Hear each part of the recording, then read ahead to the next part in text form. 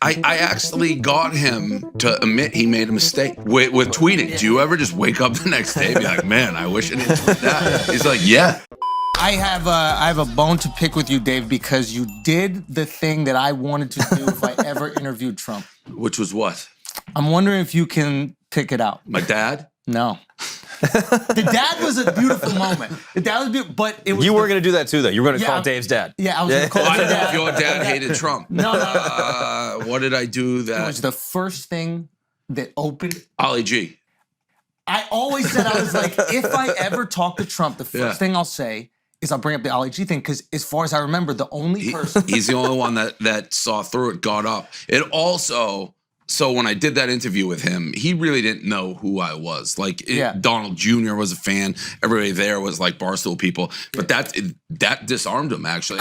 He was like, oh, this is friendly fire. And it changed his demeanor. Into you, started explaining it to you. Yeah. And like, it was crazy because obviously people like to get complimented, but he found something that nobody else complimented him on, but he was proud of. Yeah, he loved it. He loved it. It changed the entire, actually, because one thing about him, he for sure, and a little bit probably similar to me and a lot of people, but when his hackles go up when he thinks he's being attacked. Yeah. So if he views somebody as like, this guy's an enemy, he's basically a real prick back. Yeah. And that's how a lot of his conflict is. But if he thinks you're on his side, he turns into kind of normal dude. And then you asked him the wildest question to follow up. So you're like, yeah, I love you. You're great. We're awesome. Why can't people take a knee? I was like, what the fuck is that? Yeah. And then you also, this is the first time I've ever interviewed somebody. So I don't think he knew what to think in the moment. It was. He was so flattered. I actually got him, and it may still be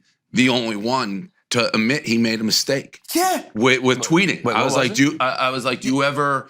I'm like, you go nuts on Twitter. And I'm like, do you ever just wake up the next day and be like, man, I wish I didn't tweet that? He's like, yeah, I do. Yeah. And as far as I know, he's never admitted that he made a mistake in his life except that. So, yeah. Did you have other questions you want to ask him that you didn't? No, so the thing with that interview is I found out about it like, I don't know, less than 24 hours before. Like, I was on vacation, and somebody on my team just like, hey, Trump wants you to come interview him in the Rose Garden.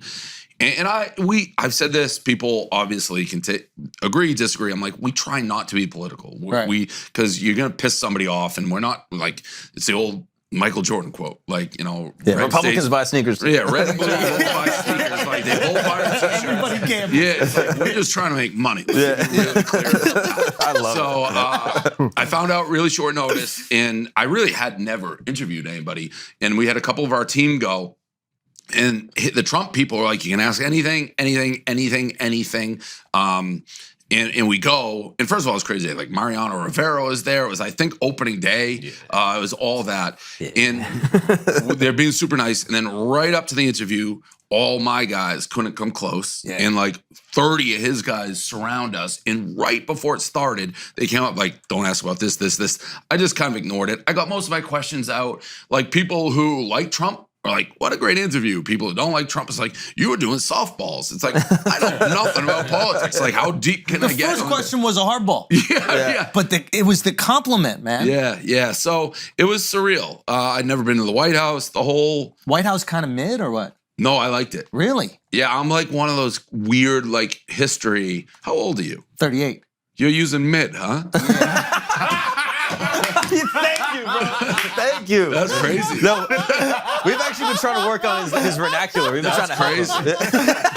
Why is it crazy? Dave, why is it crazy? Young. I think you're past the mid.